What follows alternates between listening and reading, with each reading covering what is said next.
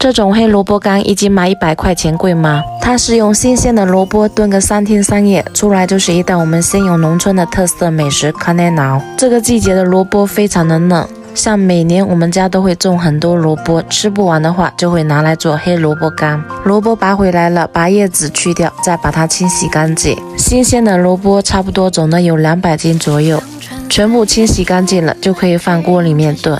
像比较大的萝卜要对半切，再摆放整齐，这样子就能堆得很高。